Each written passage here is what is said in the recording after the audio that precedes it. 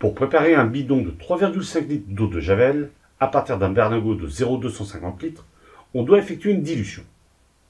Donc, la concentration en masse de la solution mère fois le volume de la solution mère est égale à la concentration en masse de la solution fille fois le volume de la solution fille.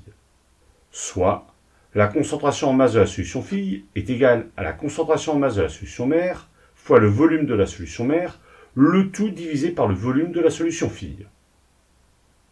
Or, le pourcentage en masse est de 9,6%, ce qui signifie qu'on a 9,6 g de chlore pour 100 g de solution, ce qui correspond ici à 100 ml de solution. On en déduit que la concentration en solution mère est égale à la masse de chlore divisée par le volume, c'est-à-dire ici d'après les données 9,6 g pour un volume de 100 ml, soit 0,100 litres, ce qui donne une concentration de 96 g par litre pour la concentration en masse de la solution mère.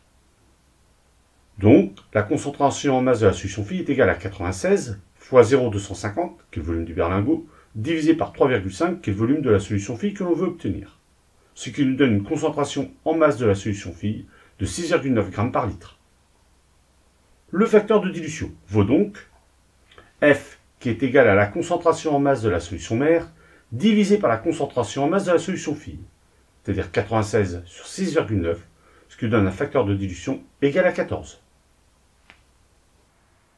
Il est plus intéressant, à la fois du point de vue écologique et du point de vue économique, de vendre de l'eau de javel sous forme de berlingot, car pour une même quantité de javel, le berlingot prendra moins de place et il utilisera moins de plastique pour le stocker.